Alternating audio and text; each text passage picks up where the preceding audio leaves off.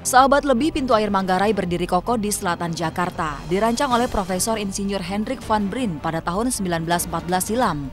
Pintu air warisan zaman Belanda tersebut masih berfungsi baik hingga saat ini.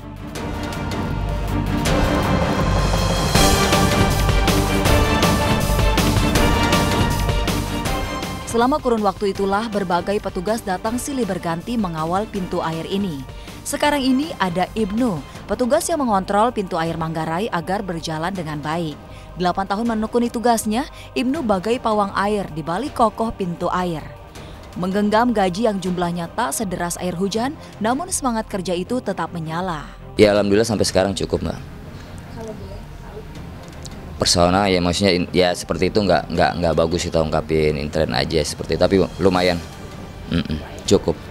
Kalau saya di sini dari tahun 2007 berarti jalan 8 tahun. Susahnya nggak ada sih, Mbak, senangnya banyak gitu kan. Karena kita di sini juga bekerja tim. Kita di sini ada 6 orang, jadi saling bahu-membahu. Jadi kita sistem kerjanya 24 jam, Mbak. Jadi ada shift-shiftannya juga seperti itu. Satu shift 2 orang.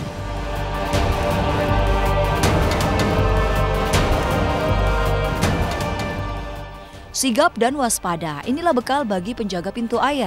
Apalagi pintu air Manggarai memiliki beban tersendiri dalam hal ini. Berada tengah kota, maka pintu air Manggarai harus dijaga oleh petugas-petugas yang sigap, juga terlatih dan memiliki loyalitas tinggi. Ini adalah 3 buah pintu. Kebetulan ini 1 buah pintu yang baru dibangun, yang baru kelar kemarin Desember 2014. Dan satunya lagi dan 2 lagi itu pintu air lama banjir kanal. Itu 3 buah pintu ini yang mengarah ke banjir kanal barat semua.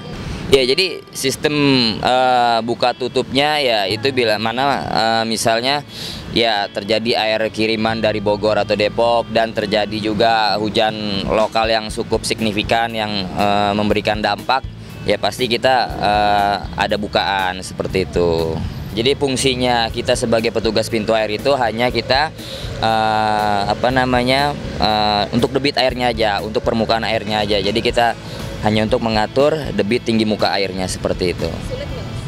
Ya kalau kita jalanin ikhlas sih enggak sih, Mbak.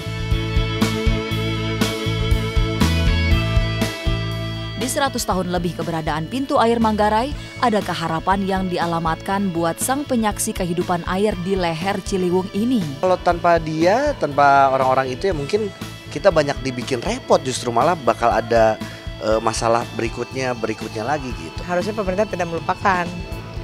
Ya mungkin kesejahteraannya juga diperhatikan karena mungkin bukan hanya penjaga pintu Manggarai, seperti halnya penjaga pintu kereta api. Mungkin memang banyak juga memang bidang-bidang yang sedikit terlupakan sama pemerintah gitu ya, banyak lininya. Ya kalau harapan saya ya masyarakat lebih peduli terhadap lingkungan, lebih peduli terhadap lingkungan sungai terutama, jangan buang sampah sembarangan, seperti itu aja. Artis berinisial AS terlibat bisnis prostitusi, siapakah dia?